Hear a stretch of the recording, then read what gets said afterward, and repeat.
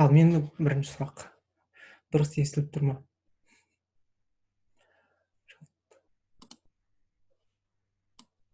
Жазып немесе аудио мен жауап беріңіздер. Естіліп тұр жақсы. Экранда көріп тұр ғой, Көрініп тұр. Біз екінші кітап бойынша бастаймыз, бірінші сабағын. Тақырыбы ишип обон посарыл тасео деген тақырыпта болады. Бұл бірінші деңгейдің екінші несі. Екінші бөлімі. Осы кітап бойынша оқимыз. Сіздер бұл сабақты алдында оқып едіңіздер, қарадыңыздар ма?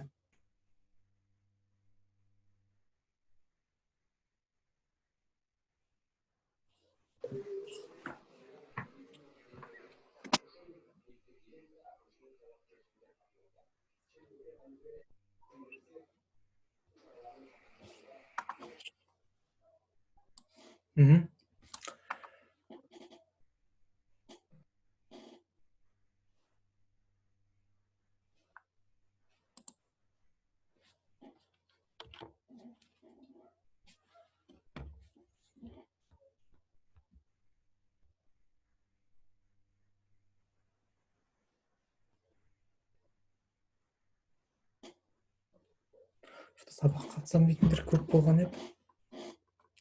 Сонда екі адам ғана қалған екен.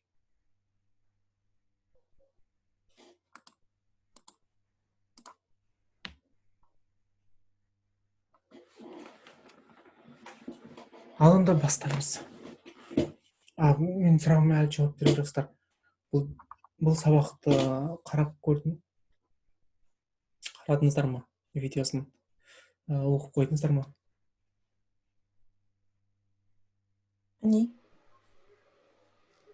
Жоқ, қараған жоқпыз.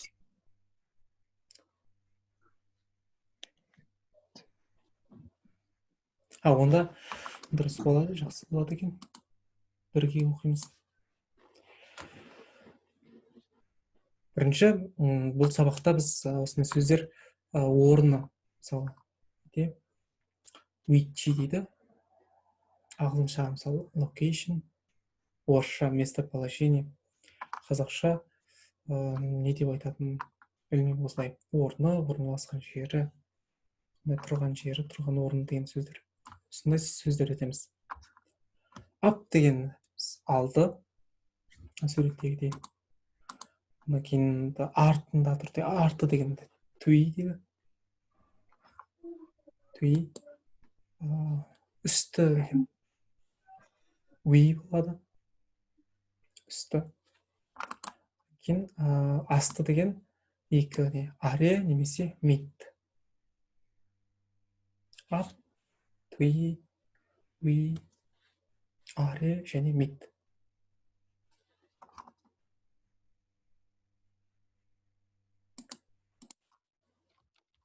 Біреуіңіз қайталап жібересіздер ме? Сөздерді.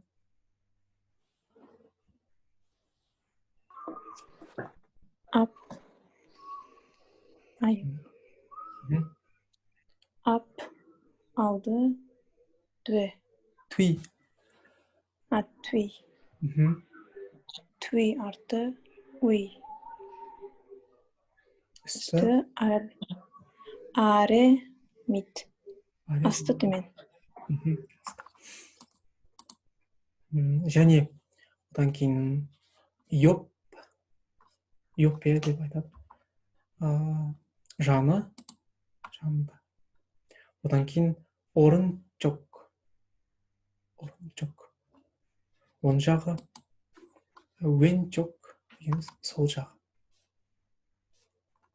Орын жоқ, өн жоқ.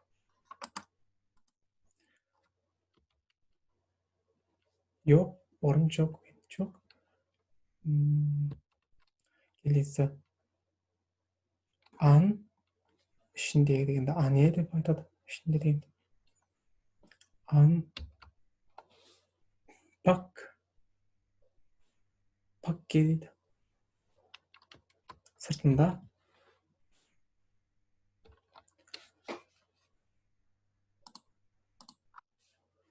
және сай. мысалы, 의자하고 책상하고 의자 사이 деп. екеуінің арасын айтады. 사이 дейміз. Онда қайтадан қайталап жіберіңіз. Қайталап жібересіз бе сөздерді? Қалай оқылады? Жаны, орын жоқ. Оң жағы. Өн жоқ. Сол жағы. 왼쪽. келесі.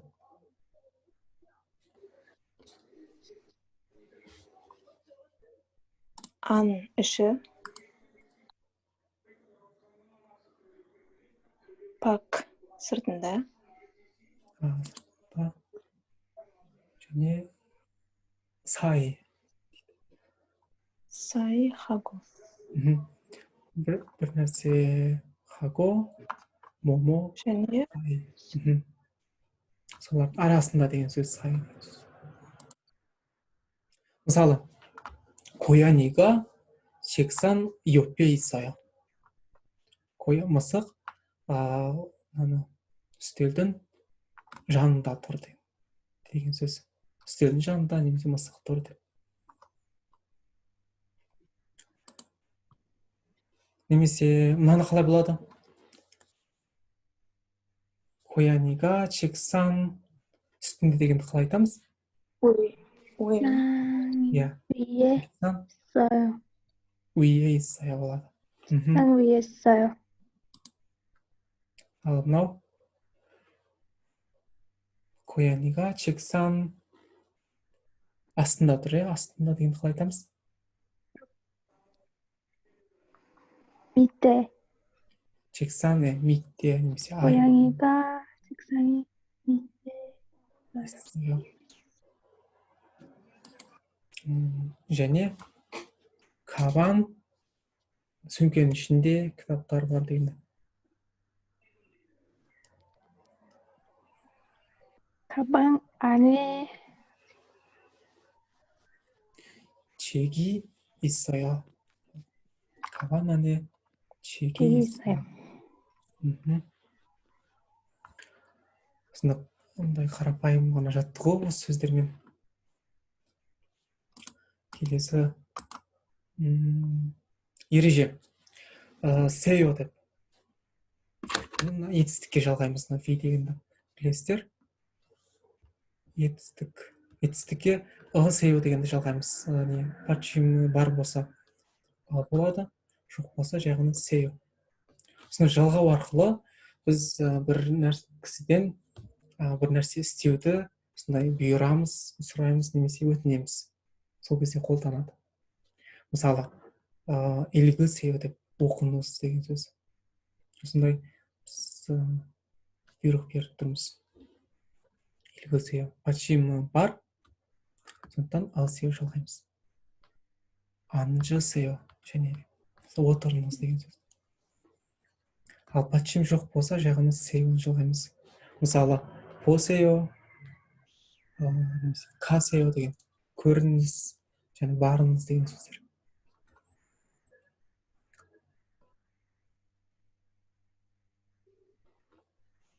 ереже түсінікті болар деп ойлаймын. түсінікті ма?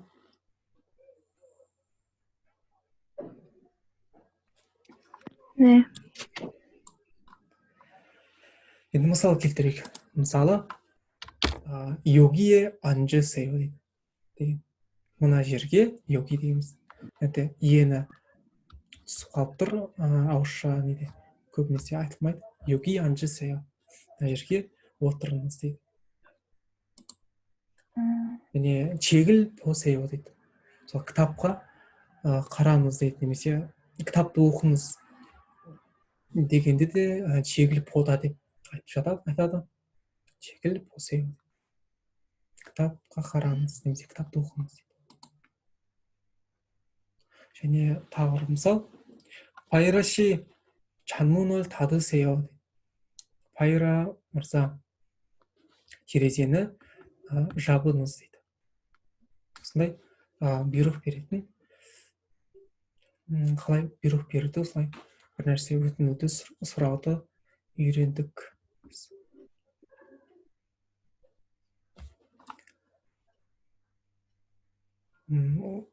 Енді мынаны, осы сөйлемдерді кім оқығысы келеді?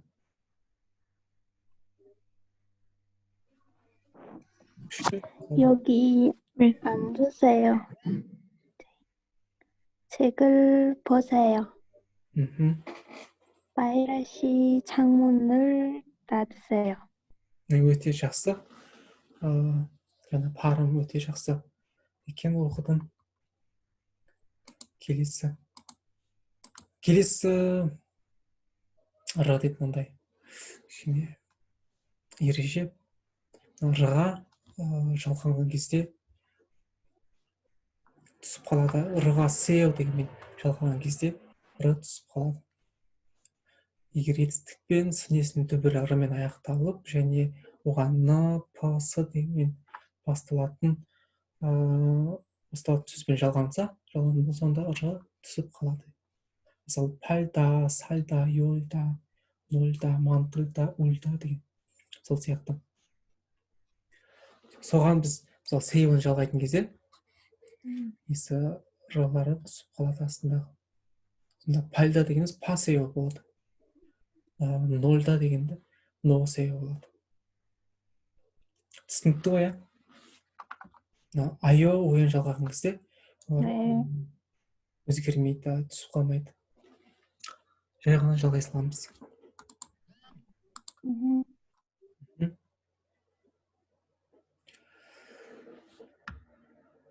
Енді мына мысалды кім оқып көргісі келеді? Айнұр оқып көр. 창문을 여세요. Аудар, бірден аударып жібер. терезені ашыңыз. Терезені ашыңыз. ашыңыз. Да. екінші мысал, 오전에는 келесін оқи ма? 오전에 공부했어요. 오전에는 공부하세요. 공부해 놓으세요.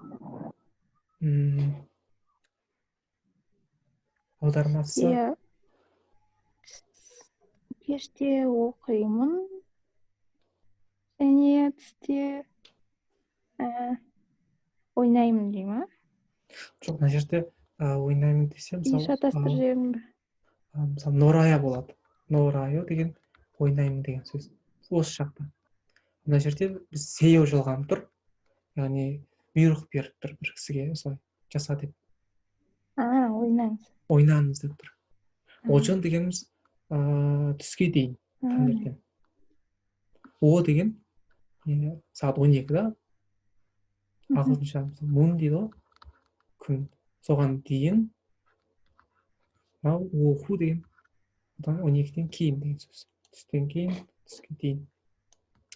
Түске дейін сабақ оқыңыз дейді. Және түстен кейін ойнаңыз деп. Сондай айтып тұр. Келесі үшінші сөйлемді оқыңыздар.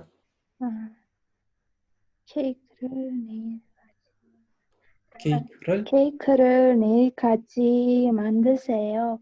торты ертеңге дейін жасаңыз. жасаңыз дейді. Ол да сондай бұйрық беріп тұр, ертеңге дейін жасаңыз дейді.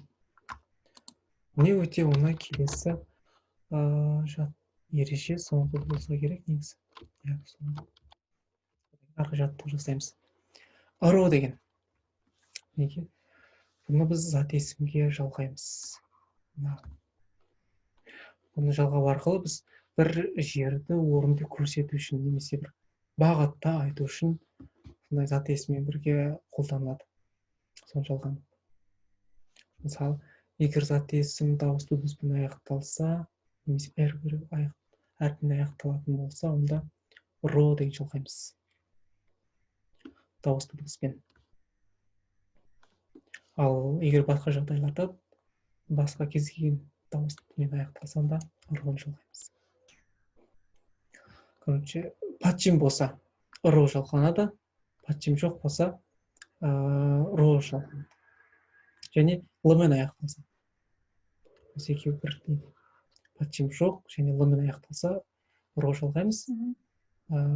Пачим болса, ро жалғаймыз. Мысалы, конханро, аэропортқа қарай деп бағыт айтып тұр, аэропортқа қарай. Орынчогро, солға қарай деп. Хаккёро, мектепке қарай. Мектепке деп бағытты немесе айтамыз да. Кисуксаро, жатақханаға қарай. Мысалы, орынчогро касео деген. Сонда қарай деген сөз ба? Я, солай түсінсе болады. Мысалы, онға қарай барыңыз дейді. Нені? Бір жерді орынға қарай. Немесе бағытты айту үшін қолданамыз. Бір жерді немесе бағытты. Онға қарай. Ипосының хаккёро анкайо. Мына автобус мектепке қарай, мектепке бармайды дейді. Мектепке қарай бармайды. Ро. Сондай бір бағытты көрсету үшін қолданамыз. Түсінікті ғой, иә? Сұрақ бар ма? Үшінші мысал. Мысалы, тушикачи кюшиллё осео дейді. Сағат 2-ге дейін сынып бөлмесіне келіңіз дейді. Бөлмесіне. Мына жерде орынды көрсетіп тұр. Мысалы, бөлмесіне қарай деп емес, мысалы, сынып бөлмесіне келіңіз. Немен сай бірдей мысалы ұқсас мына жерде. Кёшире осео деген сияқты. Ұқсайды.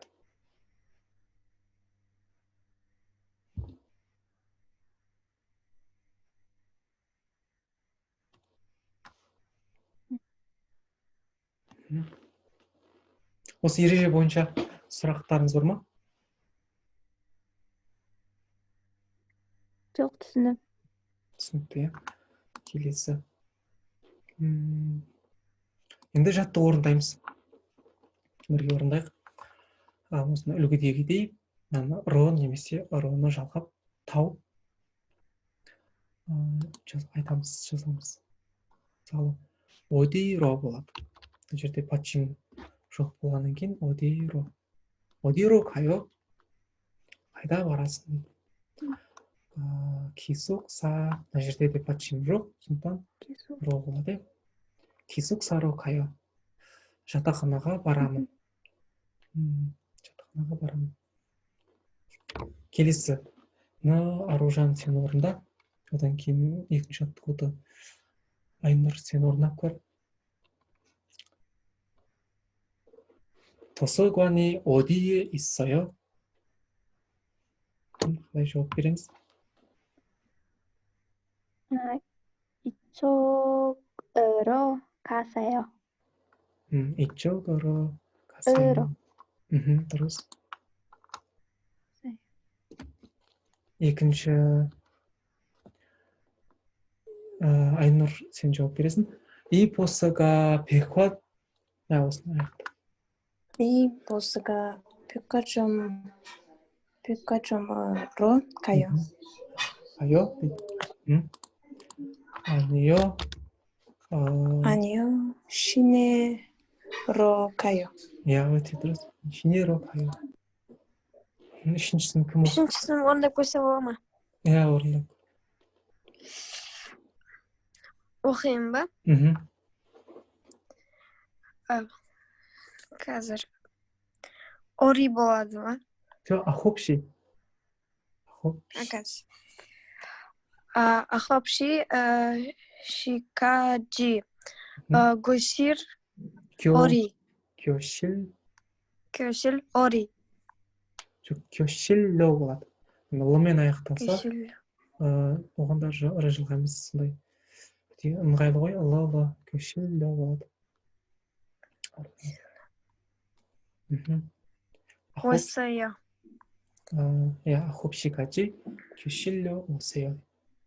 9-ға дейін сынып бөлмесіне келіңіз дейді. Мінекей жауаптар. Үйде де өздеріңіз осыны орындап дәптерлеріңізге жазып жаттығыңыздар. Келесі жаттығу кезекпен орындаңыздар. Бұл жерде де мынаны орнына қойып, жаңағыдай ысео деген ережені пайдаланып сөйлемді толықтырып жазамыз. Мысалы, 사무실이 어디에 있어요? 아래층에 있어요. 아래층으로 가세요. 아래층으로 가다 дегенді 가세요 деп ауыстырып жазамыз. Дұрысын қой. Келесі біріншісін кім орындап көргісі келеді?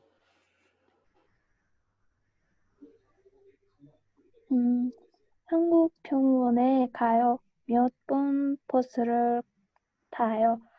5번 버스를 타세요. аударып көрші. Сәлемді.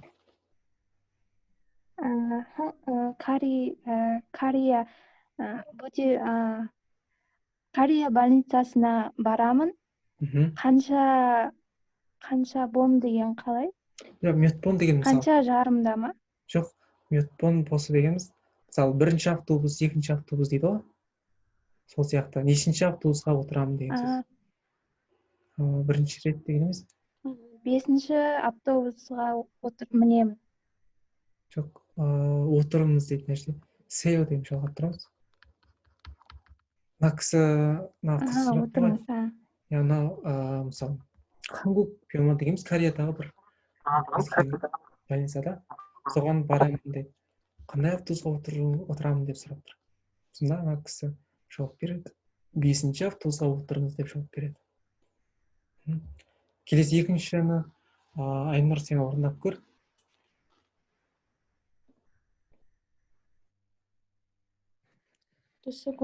도서관이 어디에 있어요? 앞으로 가세요. 그리고 왼쪽으로 가세요. 왼쪽으로. 완 емес. 왼쪽으로 가세요. аударып көр. кітапхана қай жерде бар? Алдымен барыңыз. Алды қарай жүріңіз деген сөз. 앞으로 가세요. алды қарай жүріңіз. Алды қарай жүріңіз және сол жақта барасыз. Және сол жаққа қарай барыңыз дейді. Сол жаққа қарай жүріңіз дейді. Стрелкада көрсеткендей, алды қарай жүріңіз, сосын солға қарай жүріңіз дейді. Өте жақсы. Орындаңыздар, бүгін сабақты түсінген және сөздерді жаттап үлгерген сияқтысыздар. Біздің менің уақытым бітіп бара жатыр. Қазір 40 минут тапты. Біз екінші жартысында ары қарай жалғастырамыз. Жаттығуларды орындаймыз бірге. Және диалогтарды орындаймыз, оқу, жазуларды орындаймыз. Бірінші бөлімді аяқтап, лимит бар ғой 40 минут. Осы жерден аяқтаймыз. Қазір қайттан шығамын эфирге.